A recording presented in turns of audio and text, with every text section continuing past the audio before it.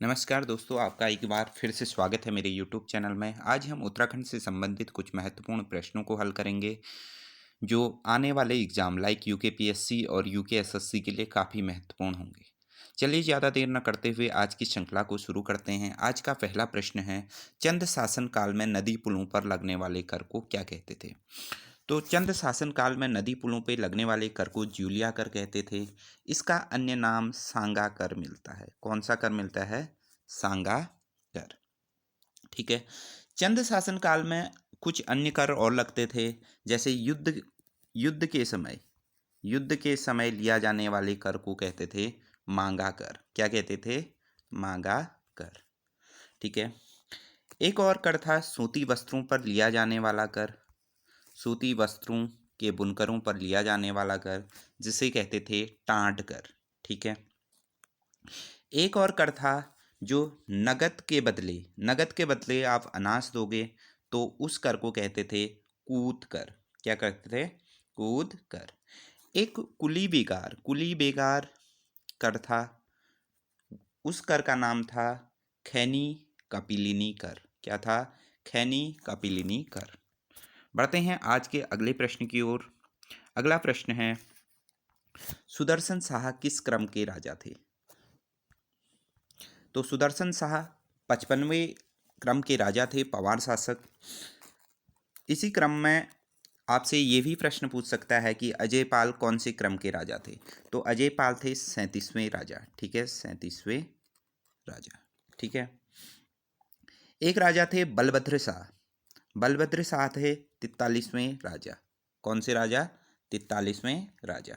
एक राजा और थे पृथ्वीपति शाह।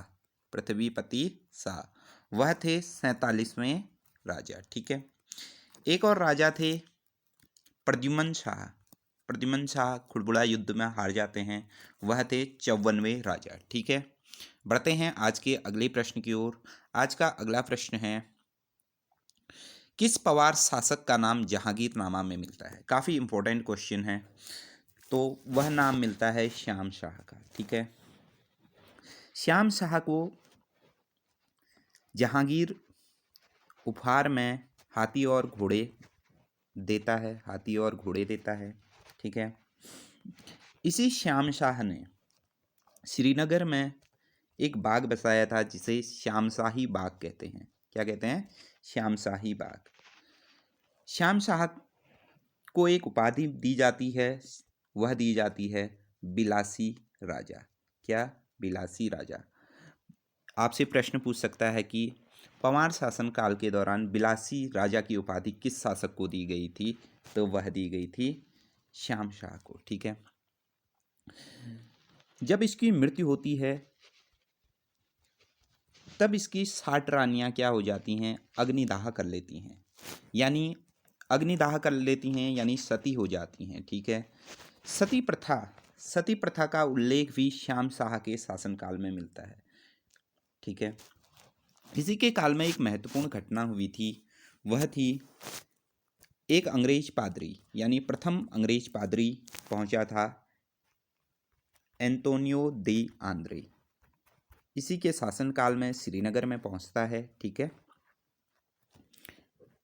बढ़ते हैं अगले प्रश्न की ओर। अगला प्रश्न है, टिहरी रियासत में सर्वप्रथम पुलिस विभाग की स्थापना किसने की? काफ़ी इंपॉर्टेंट क्वेश्चन है। ठीक है। टिहरी रियासत में सर्वप्रथम पुलिस विभाग की स्थापना करता है प्रताप शाह। ठीक है।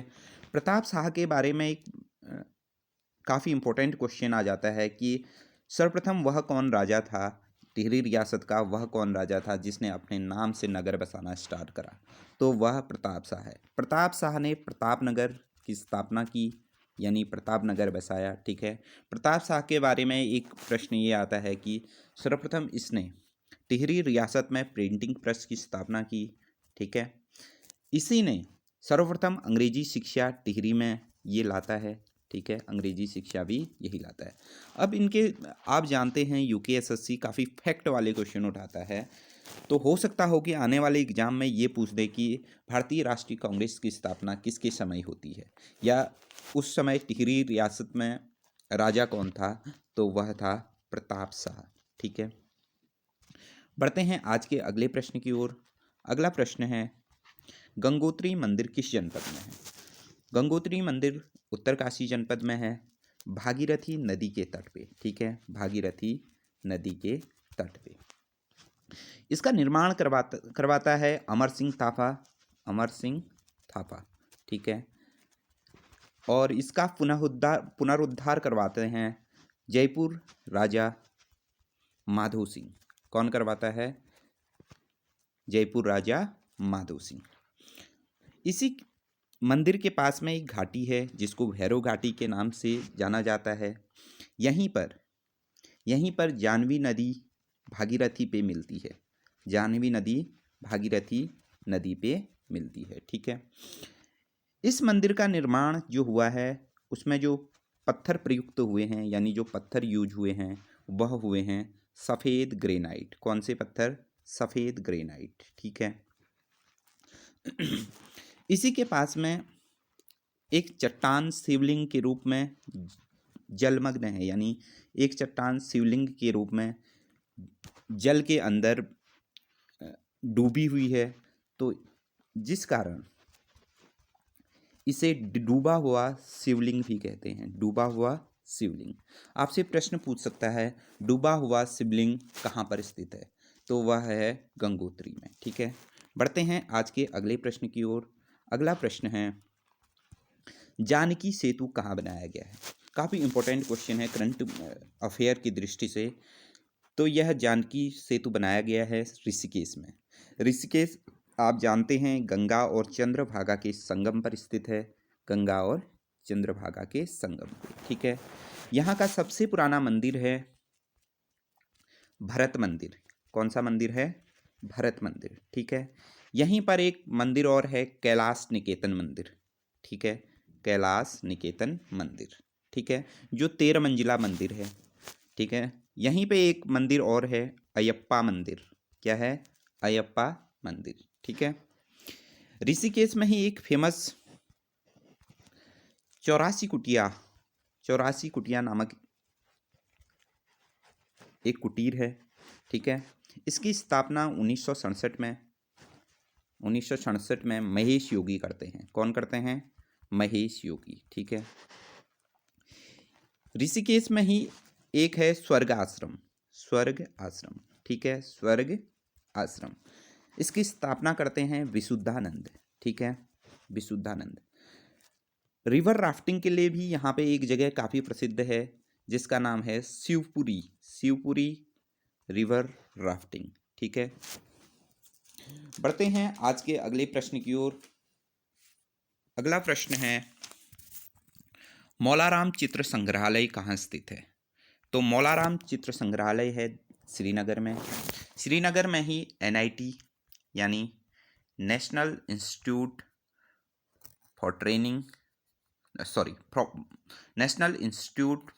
ऑफ टेक्नोलॉजी स्थित है, जिसकी स्थापना 2009 में की जाती है। श्रीनगर में ही प्राविधिक शिक्षा निदेशालय है। ठीक है। श्रीनगर में ही हेमवती नंदन बहुगुणा विश्वविद्यालय है, जिसकी स्थापना 1973 में होती है। ठीक है। कि इसी हेमवती नंदन बहुगुणा को 2009 15 जनवरी 2009 को केंद्रीय विश्वविद्यालय का दर्जा दिया जाता है। ठीक है। यहाँ पे एक मठ काफ़ी फेमस है, उस मठ का नाम है केशोराय मठ। ठीक है, यहीं श्रीनगर में स्थित है। एक मठ और है शंकर मठ। ठीक है, शंकर मठ। बढ़ते हैं आज के अगले प्रश्न की ओर।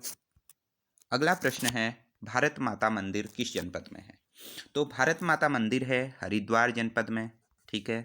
इस मंदिर की स्थापना होती है 1983 में। कब होती है? 1983 में। अब हरिद्वार में ही एक दो प्रसिद्ध मंदिर हैं, जैसे नीलेश्वर महादेव मंदिर। एक है माया देवी मंदिर, जो हरिद्वार की अधिष्ठात्री देवी के रूप में जाना जाता है। ठीक है। एक और मंदिर है केला देवी का मंदिर। आपने नहीं सुना होगा केला देवी का मंदिर। तो केला देवी का मंदिर है हरिद्वार में। एक और मंदिर है शमशान मंदिर। शमशान एक जगह होती है, लेकिन मंदिर तो हर जगह होता है शमशान के पास में, लेकिन शमशान मंदिर हरिद्वार में काफ़ी प्रसिद्ध है। ठीक है, बढ़ते हैं आज के अगले प्रश्न की ओर। अगला प्रश्न है, उत्तराखंड स्थित आईआईएम की स्थापना कहाँ की गई? तो आईआईएम की स्थापना की गई काशीपुर में। आईआईएम की स्थापना उत्तराखंड में कब की जाती है? तो वह की जाती है 2011 में। आपसे प्रश्न पूछ सकता है कि उत्तराखंड स्थित आईआईएम की स्थापना या काशीपुर आईआईएम की स्थापना कब की जाती है? तो वह की जाती है 2011 में। काशीपुर से ही संबंधित कुछ महत्वपूर्ण फैक्टों को जान लेते हैं जो एग्जाम की दृष्टि से काफ़ी महत्वपूर्ण साबित होंगे। काशीपुर का पुराना नाम है गौविशाण। ठीक है, गौविशाण। इसका एक अन्य नाम मिलता है उज्जैनी नगरी। उज्जैनी नगरी, उज्जैनी नगरी कहते हैं काशीपुर को। ठीक है, इसको काशीपुर को बसाया किसने था?